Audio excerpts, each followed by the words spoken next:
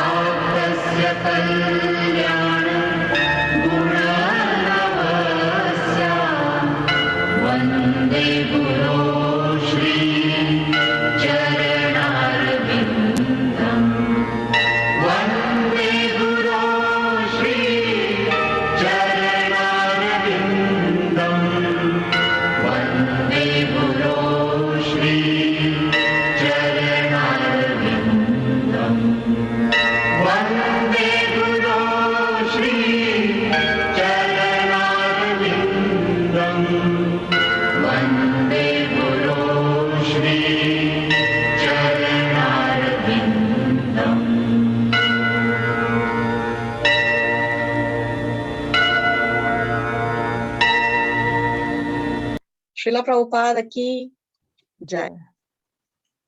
Jai. Okay, so in the previous class, we completed chapter number 16. Yes, we completed chapter number 16. So in chapter 16, and demoniac natures, Krishna has explained two extremes. Yes, those who follow the Shastra and act accordingly, divine. Those who do not follow the Shastra, demoniac, Krishna says.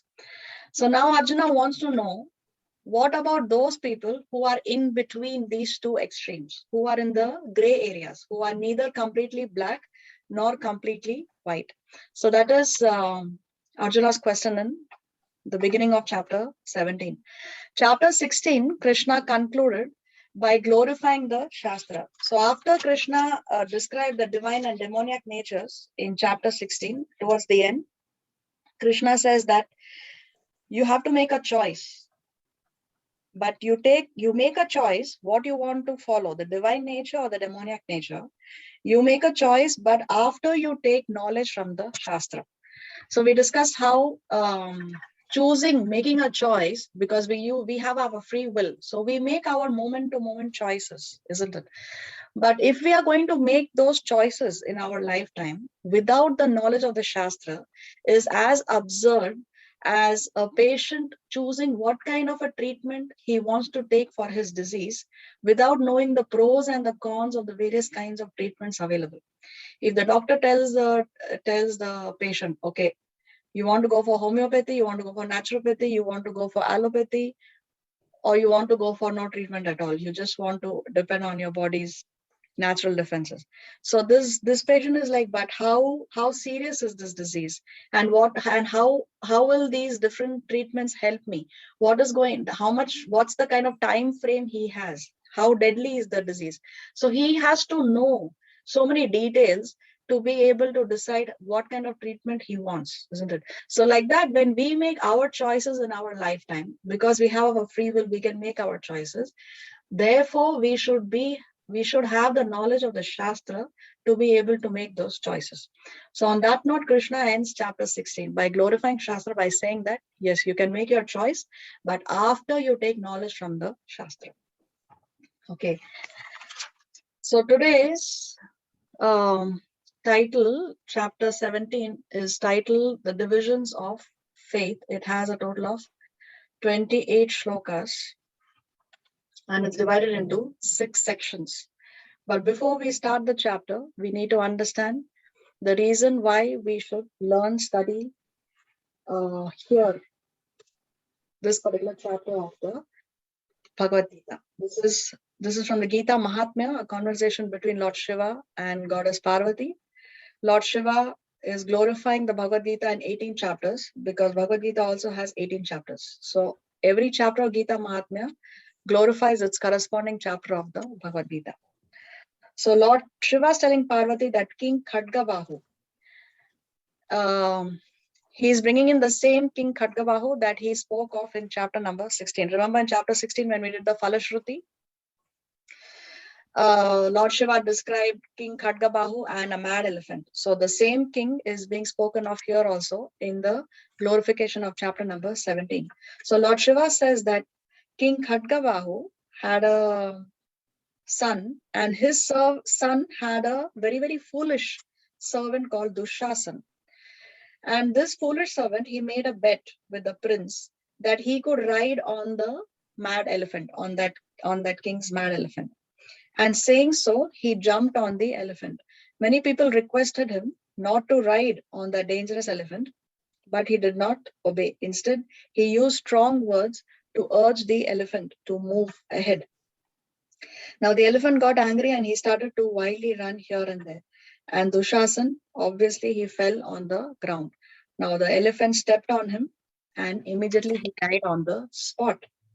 Now, because this Dushasan has died in elephant consciousness, now in the next life, he has taken birth in the body of an elephant. And his birth has taken place in a place called Simhal Dweep. And in Simhal Dweep, he stays at the king's palace. Now, the king of Simhal Dweep and the king of Khadgabahu, they were both very good friends. And the king of Simhal Dweep decided to gift this elephant to Khadgabahu. And Khadgabahu in turn gifted the elephant to a poet whose poetry had impressed him very much. So the poet sold the elephant to the king of Malwa. Now the poet has gone ahead and sold this elephant to another king, the king of Malwa, for 100 gold coins. So now, after some time, the elephant has contracted a deadly disease. And because of the disease, he is no longer able to eat and sleep. And the caretakers of the elephant, they report this matter to the king. Now, the king personally goes and visits this elephant with the best of doctors available in the kingdom. Suddenly now, the elephant has started to speak, and he speaks to the king and he says, "My dear king, you are very pious and you are a follower of the Vedas. And you definitely know that at this time, no medicines and no doctors are going to be of any use to me.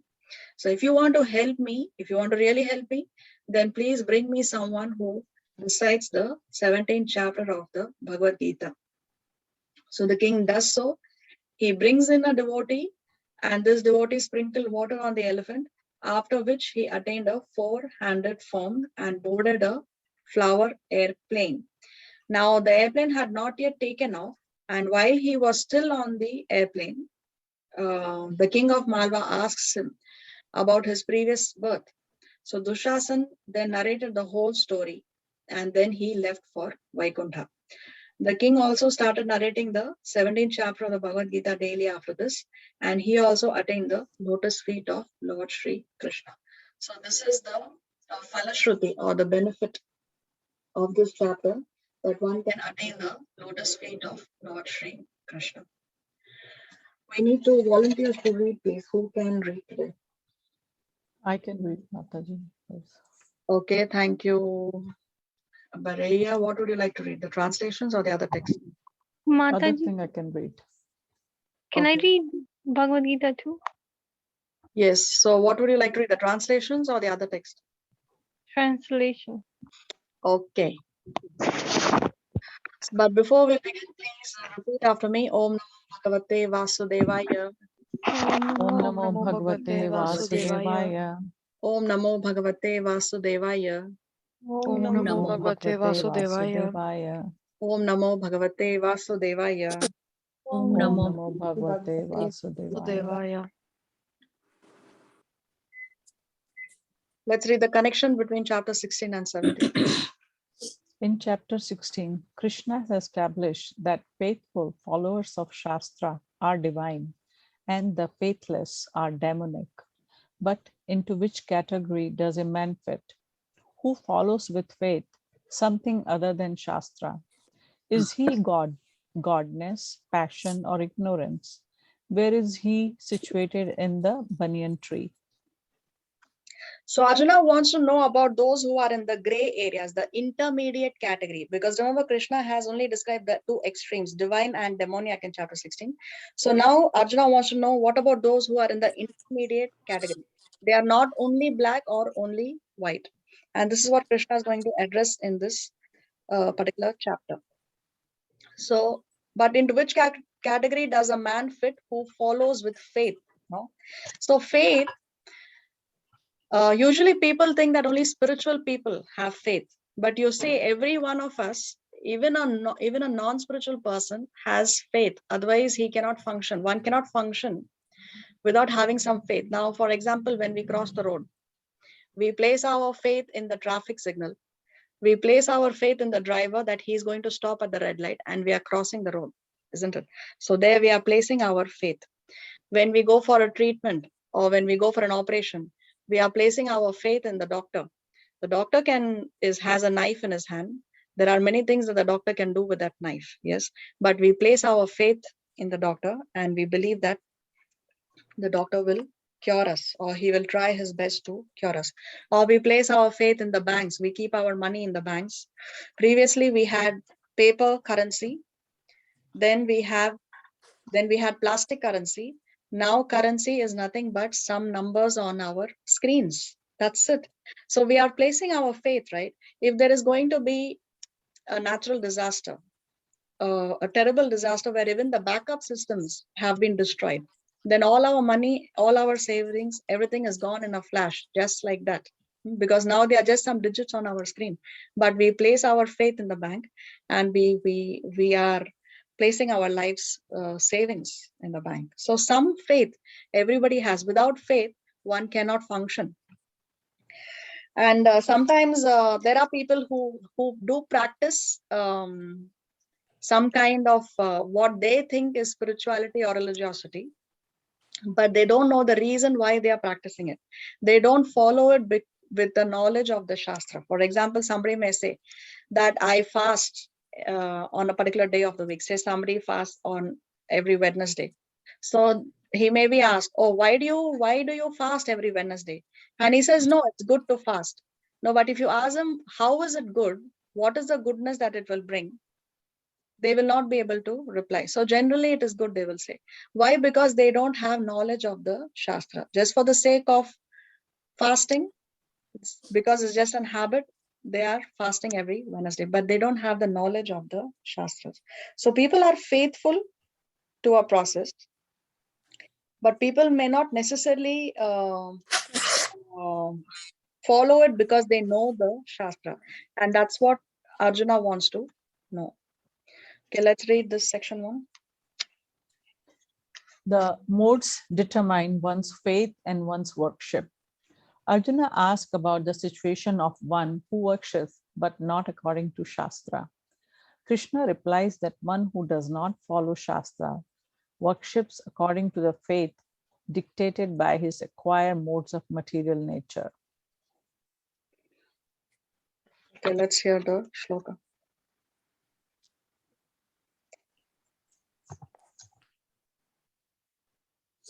अथ सप्तदशोऽध्यायः अर्जुन उवाच ये शास्त्रविधिमुत्सृज्य यजन्ते श्रद्धयान्विताः तेषां निष्ठा तु का Krishna सत्त्वमाहो रजस्तमः.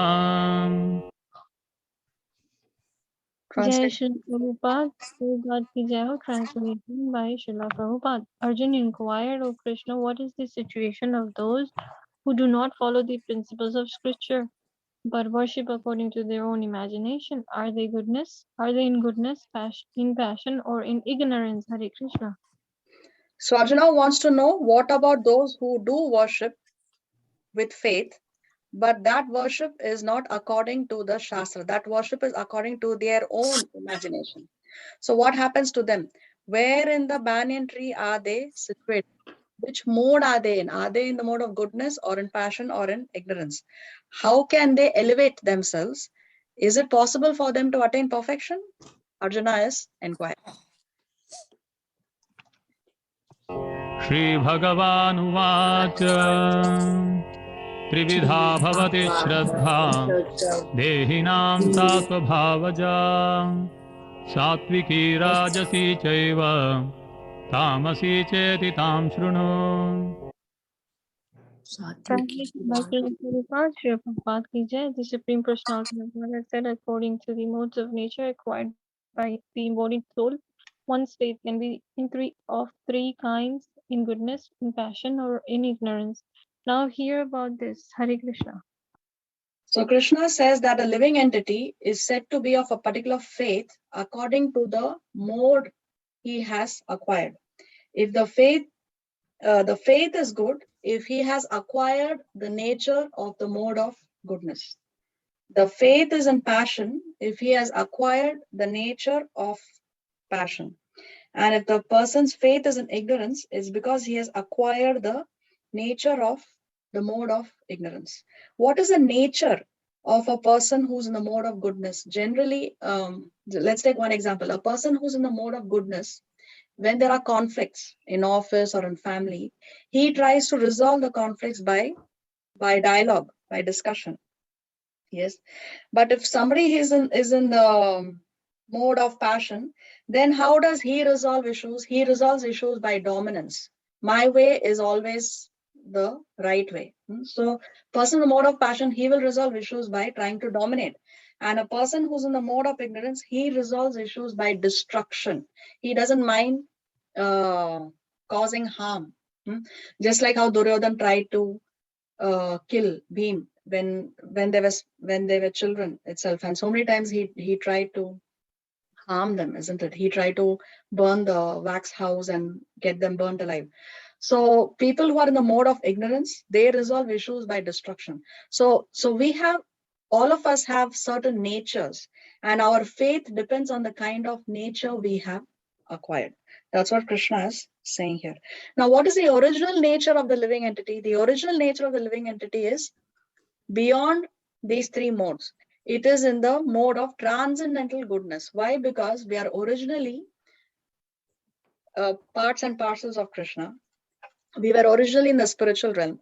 So our original nature is neither goodness nor passion or ignorance. Our original nature is transcendental in the Shuddha Sattva stage.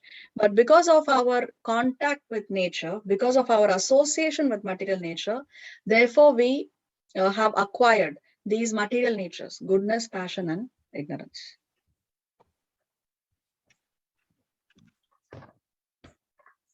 सत्त्वानुरूपा सर्वस्य श्रद्धा भवति भारत श्रद्धामयोऽयं पुरुषो यो यच्छ्रद्धः स एव सः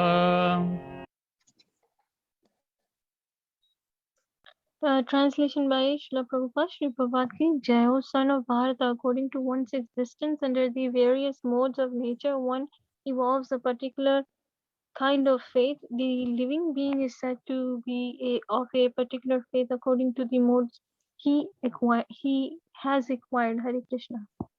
So the key point here is faith depends on the modes of material nature. Faith depends on the modes of material nature. This is the key point that Krishna is going to be discussing throughout the rest of the chapter. So everyone has a particular kind of faith, and his faith may be considered good or passionate or ignorant according to the nature he has acquired. And according to his faith, he associates with certain type of people. Usually people of the mode of goodness, you see, they associate with each other. People who are in the mode of passion, they like to go to the discotheque, they are usually the ones who they have that kind of a friend circle. So according to the faith one has, then accordingly the person associates with that kind of people. Okay. So as we discussed, our original nature is transcendental, but we have acquired material nature, so we are materially contaminated. And the question is, how can we remove this material contamination? How do you think we can remove this material contamination? By knowledge of Shastras or by bona fide gurus? Yes, by knowledge of Shastra, by bona fide spiritual master, by associating with devotees. Like that, we can be elevated and we can revive our original consciousness. Very nice. Chanting Krishna as well, and by the instruction of Guru Maharaj. Yes. And also And by what the happens? What happens if we do not remove this contamination? What happens if we just carry on the way we are then and we we'll don't die. remove this contamination? Then we'll die in the mode of ignorance or Rajagun. Then we'll have to come back to this. Rajaguni people come to this material world, and Tamaguni people come in the Janvar yoni, in the animal yoni. So if we don't clear up our karma and their reaction through the bhakti, then we are in a very big dangerous position. Yes, And exactly. also we can be the victim of three gateways: greed, anger, and passion, because that can be also, we can have a Lust. downfall to the lower. Greed, anger, and lust. Yes. Kamakta, Lopa, Moha, and Matsya. Yes, yes. So basically, if we do not remove this material contamination, we remain in material existence, higher, lower, or middle planets. Remember the banyan tree of material existence we saw in chapter 15. Basically, we still remain on that tree, in the tree of material existence. If we only when we remove this material contamination, then only we can transcend that tree and go to the spiritual realm. So, because there are different kinds of faith, there are different kinds of worship. Not everybody is clearly goodness or clearly only passionate or only ignorant. There are so many combinations and permutations. Certain percentage of goodness, maybe a little bit of goodness, little bit of passion. Somebody may have little bit of ignorance and little bit of goodness. Somebody may have a lot of ignorance and little bit of passion. So there are so many combinations and permutations. And because there are so many different kinds of these combinations of material nature, therefore there are different kinds of religions to accommodate. So there are religions in the mode of goodness. There are religions in the mode of passion. There are religions in the mode of ignorance. Krishna consciousness is in the transcendental mode of goodness. Let us see some points from the purport.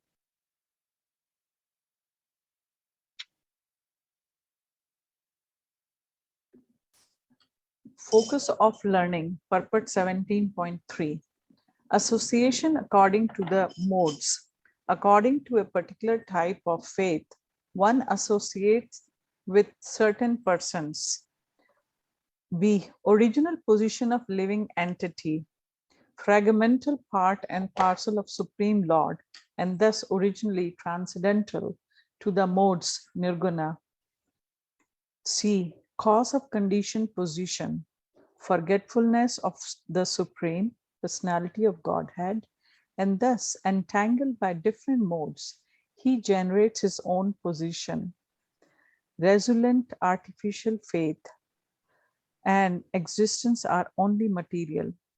D. Only path back to original position without fear, Krishna consciousness. Although one may be conducted by some impressions or some conception of life, originally he is nirguna or transcendental. One has to become cleansed of the material contamination that he has acquired in order to regain his relationship with the Supreme Lord. Guaranteed path of perfection, Krishna consciousness.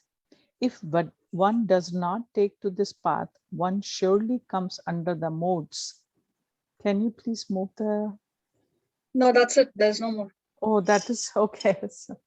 Okay. Thanks. So we have discussed all these points already. Mm-hmm. So we see how guaranteed path is the path of Krishna consciousness. We follow the principles of Krishna consciousness under the guidance of a bona fide spiritual master. So we see how this person, he has surrendered to the Guru, and the Guru is showing him the path to go back home, back to Godhead. More points from the purport here. Shastra, focus of learning, purport 17.3 continued. E, Shraddha, that is faith, originally comes of mode of God, goodness. Strong faith is product of works of material goodness.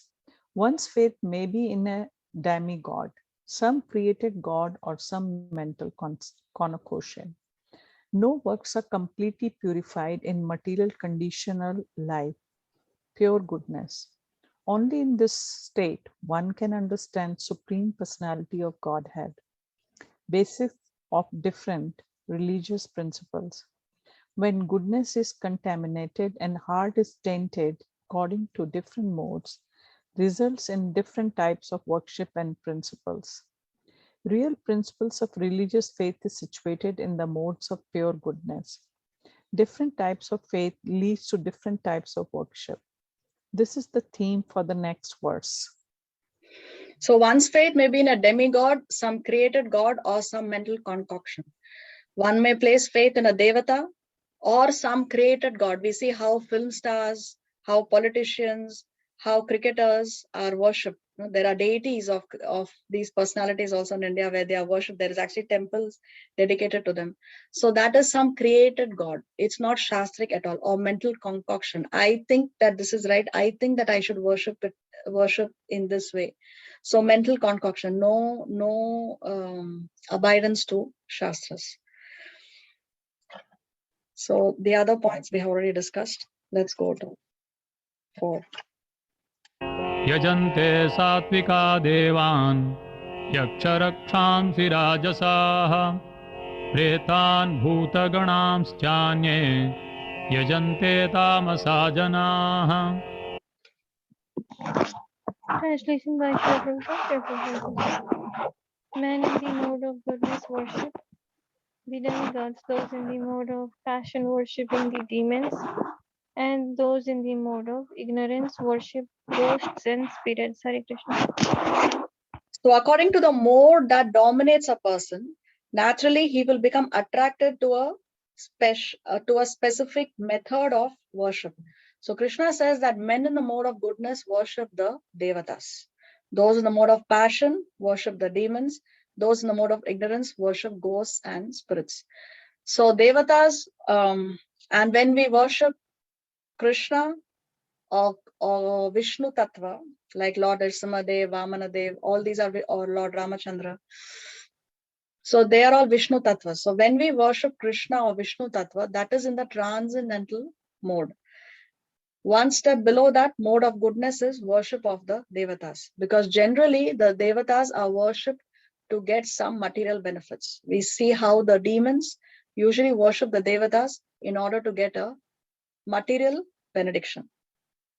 We see Hiranyakashipu, Ravan, they all worship demigods, isn't it? And then when they got the power, then they became so puffed up with that power that they were causing so much disturbance in the society. So men in the mode of goodness worship the demigods. Those in the mode of passion worship the demons. Worship the demons is the same thing what we discussed. We create a god, a film star, or a politician or a sports person. So mode of passion worship the demons, and those in the mode of ignorance worship ghosts and spirits. So sometimes we see how in the cremation grounds there is some kind of worship that's going on, especially on Amavasya days, no? So that kind of worship of the ghosts and spirits is in the mode of ignorance. Srila Prabhupada explains how sometimes a tree may be the residence of a particular ghost or a particular spirit, and the people worship that tree. So that also Srila Prabhupada explains that is in the mode of ignorance. So let's read this text. Mataji, I have a question. Yes. Suppose this, as you said, this tree is kind of haunted by or this, like they are ghost, and they are the lower form of what do you call energies there. Then people, suppose they are not aware about it and they still worship. Because I remember growing up in India, I saw in my neighborhood there were so many those people tree, bargad, and all those ancient like old trees, and some people said that they are possessed by this ghost, and other people will go and they will worship it. So I think they were confused or they did not know. So I think it matters what intention they are praying, or is it still they will be subjected to the lower mode of passion if in case they go ahead and still pray those kind of trees as we see in the picture. Yes, actually, the idea is, okay, this tree is inhabited by a ghost or spirit, so we will worship the tree so that the ghost and spirit does not disturb us. It remains happy. That's what is the mentality. But most of the people now, when they worship, they don't know why they are worshiping, because again, there is no knowledge of the Shastra. So a lot of things are just done for the heck of doing it without proper knowledge. So that is mode of ignorance only. But Mataji, can I won't ask a quick question? the people who are praying with good mind, in the mode of goodness, with the intention that God reside in this tree, they should benefit and they should be protected as compared to those who are ignorant? No, why should we worship a tree and say that we are worshiping this tree because God is residing in the tree? You might as well worship the deity, no? That's more, because the super soul is present even in the small ants, but we don't place the ant on the altar and do the arti for the ant, right? We respect other living entities because the super soul is residing in them. But the Shastra doesn't say that, okay, you can bring a dog on the altar and place him on the altar and do the arti because the super soul is present. So why do you do it to a tree then? No, but the tree in our scripture, it is there in our Shastra, the description is there, the people tree, just like banyan tree, what we read in the previous chapters. So those are, the analogy has been given because they are considered as a sacred trees. Yes, but Sacred the trees. worship, because as far as I know, Vaishnava standard, we worship the Tulsi plant because Tulsi is a pure devotee. Tulsi is Bhakti Pradarini. She gives us devotion. And of course, Tulsi is also the wife of Vishnu, right? We do the Tulsi Shaligram Viva. But in the Vaishnavas, I have never heard of them worshipping a peepal tree or a banyan tree like that. It's not, definitely, um, it's not Shuddha Sattva, Mataji, is can what I is my add one understanding. point? Yes, Can I, Madhavi. with your permission? Our grandpa, grandfather, and all the religions people is worship banyan tree. So we also follow blindly. But when I ask my grandpa why worship people tree, there no answer. Yes, it is a holy tree, Mataji. But all everybody is doing, so we also follow same thing. Whatever our grandpa, ma, papa is doing. Exactly, yes. So many people, when they worship, they are worshiping it. Maybe it's a family tradition, I saw. But why you are doing it? Where is the knowledge from the Shastra? That is missing. That's what Krishna says, no? They are worshiping, but without knowledge from the Shastra. Mataji, can I ask a question too? Yes. A devotee who does japa but also like talks about the past and brings the past and just fights, selects topics and then just argues on that and makes it like look like that it is talk it first asks questions, then gets the replies or answers, and then fights and argues that this has been said to me when it was talked in general, and does that like 26, 27 hours. Is that mode of ignorance? Okay, it's very, very difficult to judge because if he's a devotee and he's chanting, at least he's chanting the holy name. So we have to respect him as a Vaishnava, as a devotee.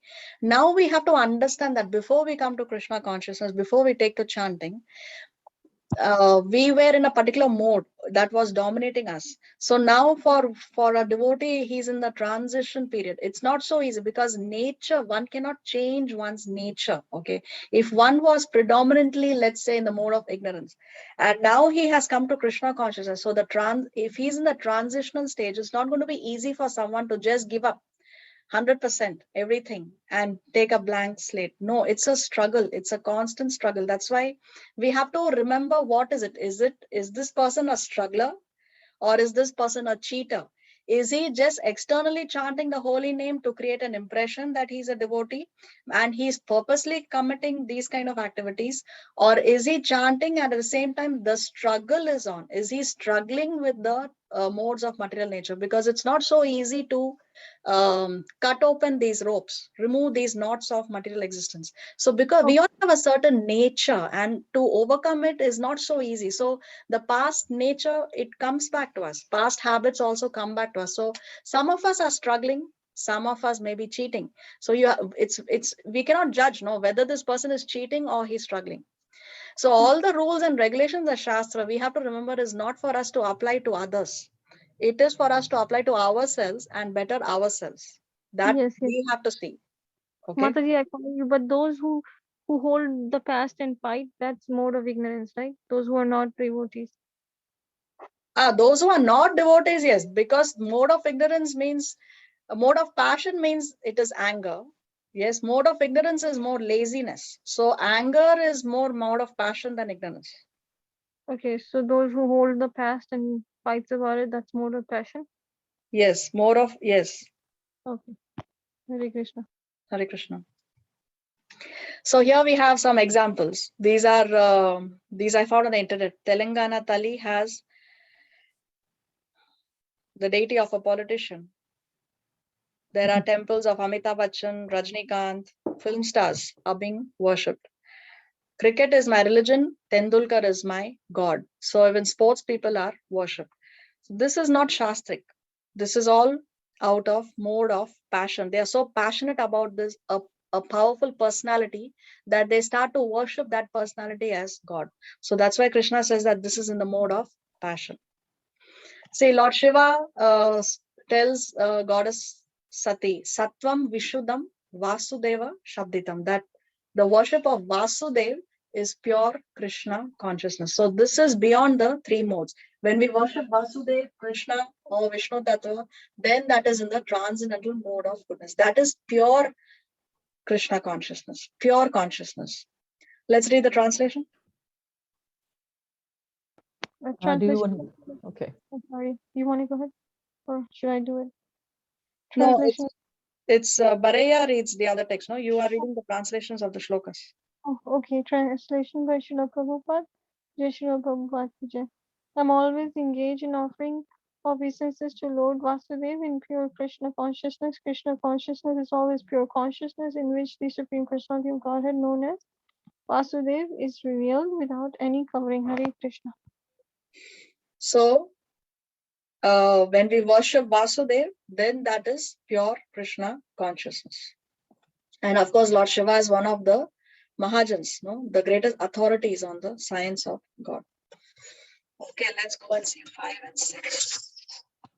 अशास्त्रविहितं घोरं तप्यन्ते ये तपो जनाः दम्भाहङ्कारसंयुक्ताः कामरागबलान्विताः कर्षयन्तः शरीरस्थं भूतग्राममचेतसः मां चैवान्तः शरीरस्थं तान् विद्यासुरनिश्चयान्. Translation by Srila Prabhupada. Srila Prabhupada ki jai.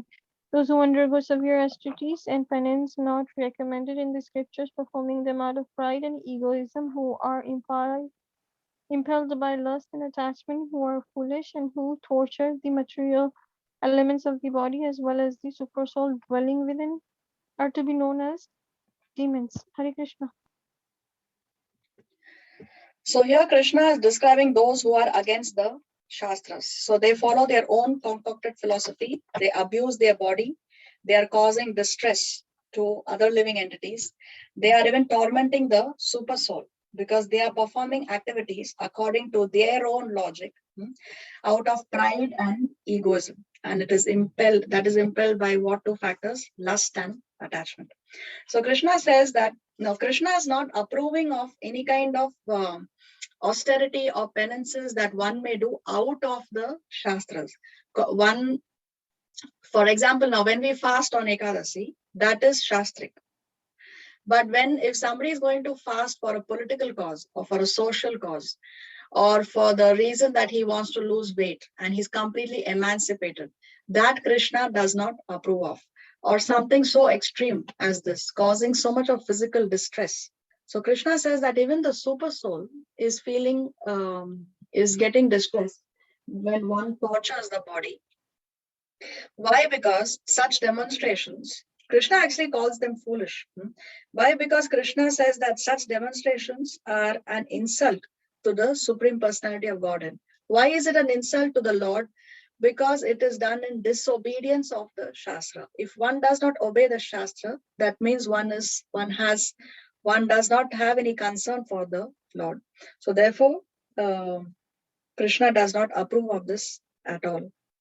Now, why would the super soul feel tormented if one undergoes austerities and penances that are not in the Shastra?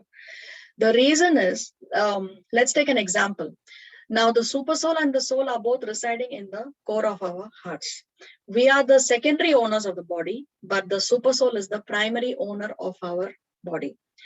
Now, let's say we own a property and we rent the ground floor to somebody else. So we have tenants and we are residing on the second floor of this house. Now, if the tenants on the ground floor start to destroy the property and misuse the property and doing all kinds of nonsense, then won't we, as the owners of that building, feel tormented? It's not it's not pleasing to us at all, isn't it? Because we are the owners of that property. So in the same way, because the super soul is the primary owner of the body, when we torture our body, which is not shastric, actually any kind of shastra doesn't allow us to torture the body at all. Okay, the shastra always gives us choices. This is the best. If you can't do this, you do this. Just like Ekadasi also, no?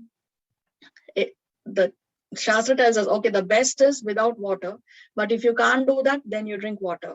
If you can't do that, then you have fruits and milk. And if you can't do anything else, at least follow Ekadasi by not eating grains, beans, and pulses. So like that, there are different levels that Shastra gives us. So no rule and regulation of Shastra is going to torment our body like this. So anyway, so when somebody is going to torment the body like this, which is not Shastric, then the super soul also feels tormented. Let's read some points from the book. Focus of learning purports 17.5 to 17.6. A manufacture modes of austerity and penance that are not mentioned in Shastras. Example, fasting for an ulterior purpose like promoting a political end or social purpose. Such fasting is not good for any spiritual advancement. B. Importance of the word Achyutesha, misled mentality. Normal mentality that one must obey the scriptures. Abnormal position, neglect and disobey the scriptures. See destiny. Repeated demonic births. Reference Bhagavad Gita 16.19 to 16.20.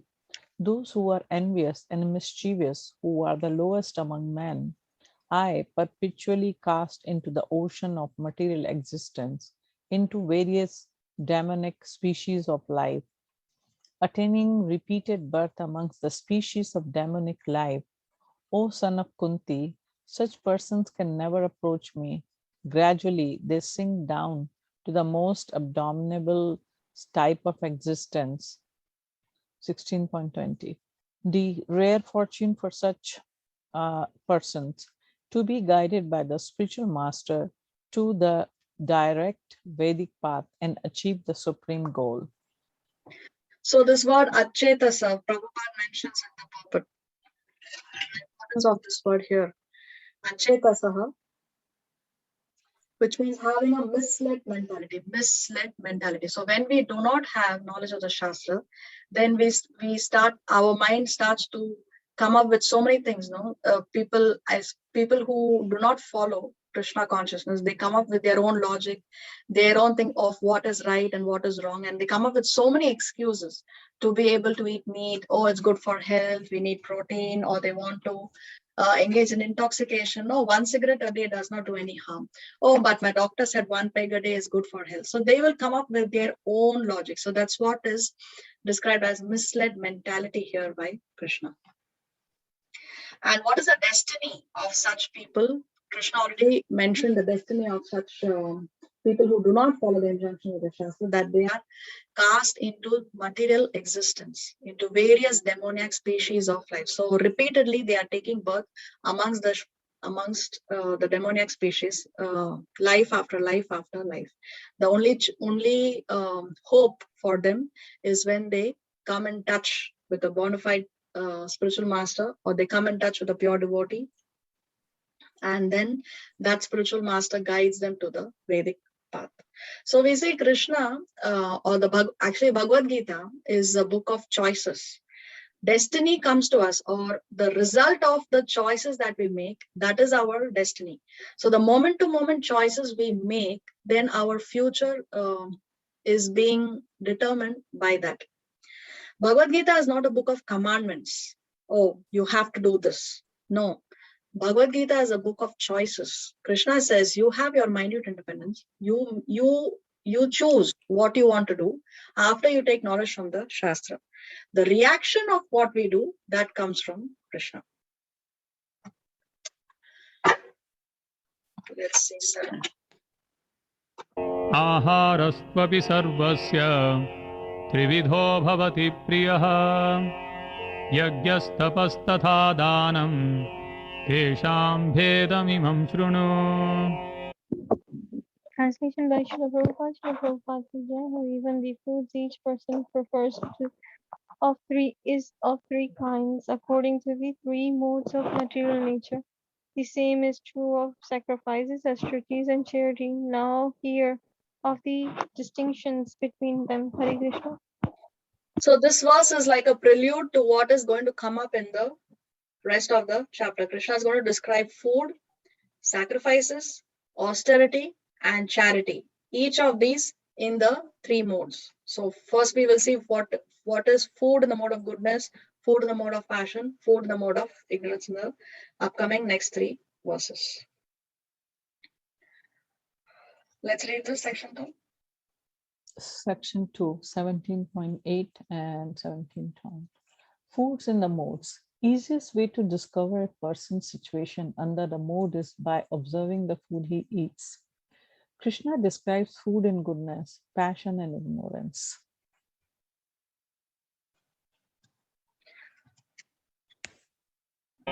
आयुः सत्त्वबलारोग्य सुखप्रीतिविवर्धनाः रस्याः स्निग्धा स्थिरा हृद्या आहाराः सात्विकप्रियाः. Foods dear to those in the mode of goodness increases the duration of life, purify one's existence, and give strength, health, happiness, and satisfaction. Such foods and juices, fatty, wholesome, and pleasing to the heart. Hare Krishna. So in 8, 9, and 10, Krishna is going to describe the foods in the three modes. And the trend is Krishna describes what kind of foods are in which mode and what is the result of eating those kinds of foods. So we see how Krishna is going to the grassroots level. Of course, Krishna gives us the highest philosophy in the Bhagavad Gita, but he also goes to the bare basics. He's even telling us what we should eat. So what is Krishna saying? First, he's describing food that is in the mode of goodness. What are they? Foods that are juicy, fatty, wholesome, and pleasing to the heart. Now, fatty means the fat that we get from milk and milk products. That is healthy. Because that is also the fat of the animal. When Prabhupada went to the West, he was told by many Westerners that, oh, I'm attracted to the flesh of the cow, because they were all beef eaters. Most of them in the West, they were beef eaters. And Krishna said that, yes, you can get the fat of the animal by drinking the milk of the animal, because milk also is the fat of the animal, but there it's shastric. There is no, it is karma free, and you can, it's good for your health also. So fatty means that which we get from milk and milk products. For example, ghee, also butter, all these things. So juicy, fatty, wholesome, and pleasing to the heart. Wholesome is that which our body can appreciate, that which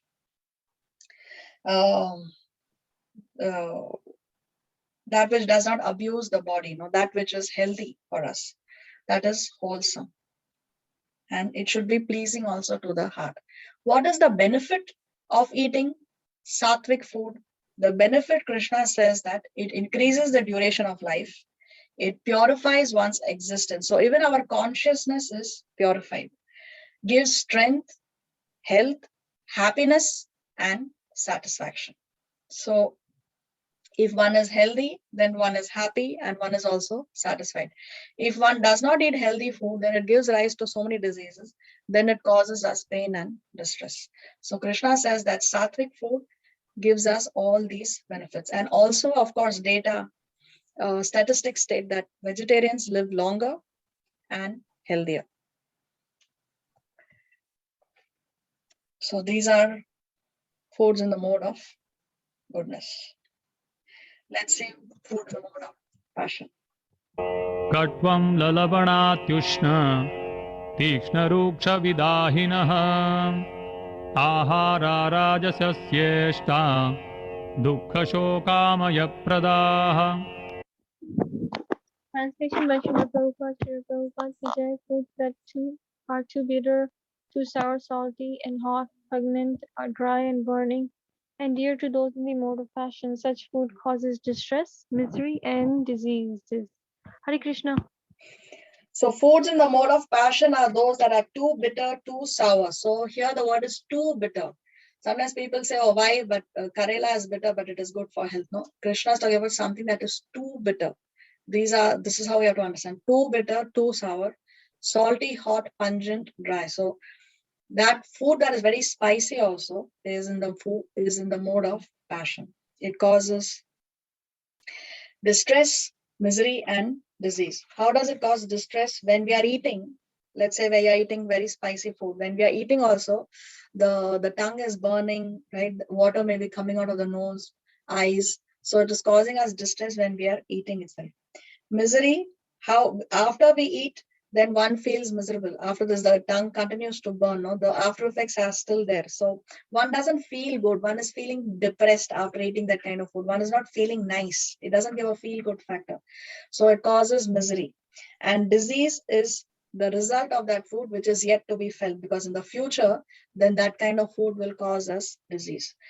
Srila Prabhupada explains the purport how the stomach wall has a mucus lining, and when we have foods that are too spicy, then that mucus lining is destroyed, and it burns the walls of the stomach, and it causes gastric problems, acidity problems, and therefore it brings diseases.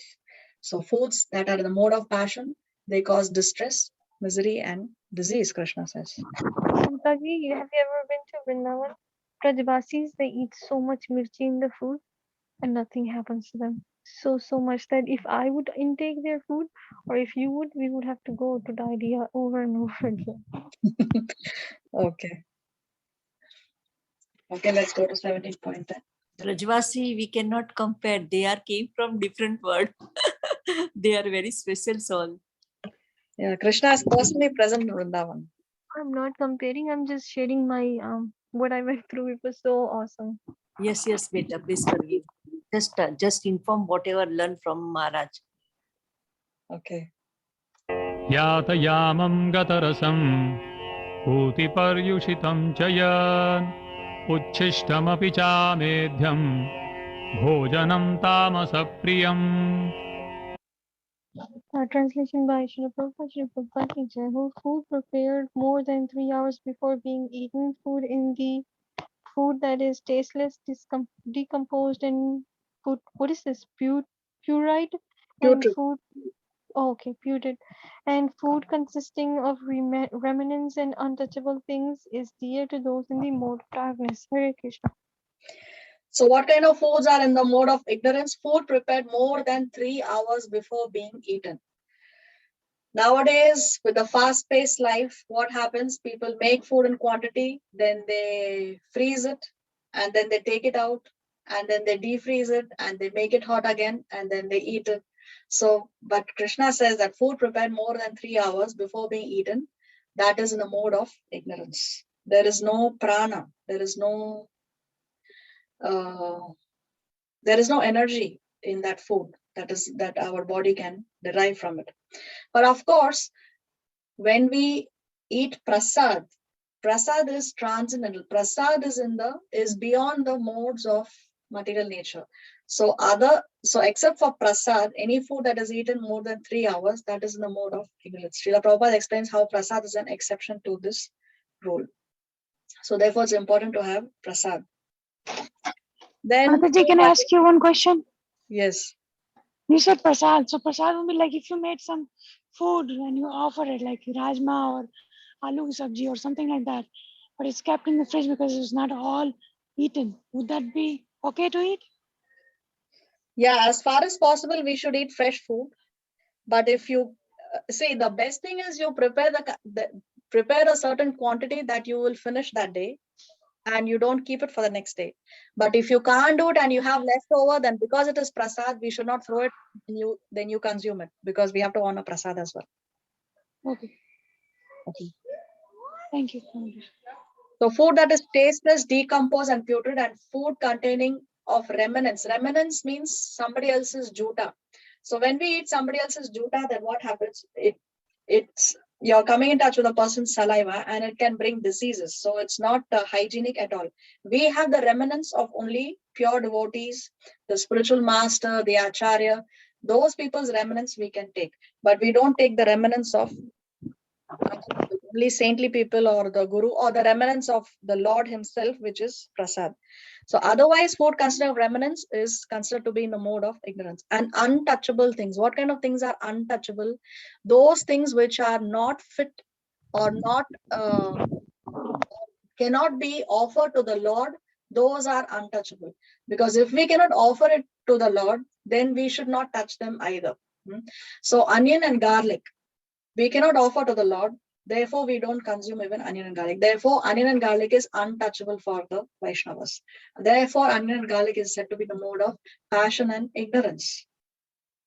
That's why Vaishnavas do not have tea, coffee, onion and garlic is completely prohibited. Actually, not only Vaishnavas, but whether it is Navratri or whether it is the 10 days of the Ganesh festival, onion and garlic is not used in any kind of prasad preparations. So these are untouchable things. So all this is in the mode of ignorance.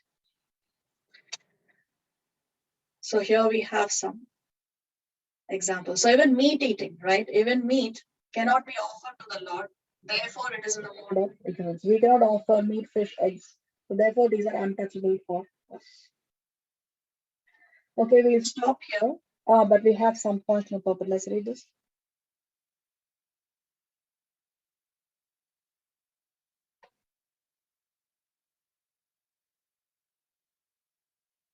Bali, are you there? Sorry, I have to unmute. Okay. I was reading on my own. Okay. Focus of learning, purport 17.8, 17.10. A, purpose of food. Increase the duration of life, purify the mind, aid in bodily strength. B, authority, pass authority, selected foods according to above mentioned purpose. Example, milk products, rice, wheat, sugar, etc. C, fatty foods and proteins. Only animal fat of milk is allowed. This is the civilized method of obtaining the needed fat. It rules out any need for animal slaughter. Subhuman way, fat from animal slaughter. Proteins are available from split peas, dal, whole wheat, etc. The fat, I think the best food. Remnants of Supreme Personality of Godhead. Only way to make food antiseptic, eatable, and palatable for all person is to offer to God, to the Supreme Personality of Godhead, and accept remnants. Refers Bhagavad Gita 9.26, Patram Pushpam.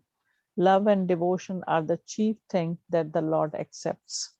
So best thing to consume is prasad. Very, very important aspect of Vaishnava life, to offer everything that we eat and eat only prasad. That's the best antiseptic food that is going to protect us internally as well as externally. So we'll continue this in the next class. And I think we may finish the chapter in the next class, but anyway, let's see how far we can go. Srila Prabhupada ki Jai. Jai. Shri Mata ki jai, Shri Jai. Bhagavad Gita ki Jai. Panchakalpatarubhasya Jai. Kripa Patitanam Bhavane Vaishnave Namo Namo. Srila Prabhupada Srila Gurudev ki jai, Shri Mata ji ki jai, Shri Bhagavad Gita ki jai. Thank you, Mata ji. Koti koti dandavat pranam to you all lotus feet. Hare Krishna. Thank you. Thank you Thank all you, very Mataji. much. Thank you, Mataji. you. Hare Krishna Mataji. Thanks. Hare Hare Krishna. Pranam. Hare Krishna. So I'll end the session here because I need to be going somewhere. So Okay. please No, forgive me. Hare Krishna. Hare have a Krishna. nice Thank you. evening. Bye. Hare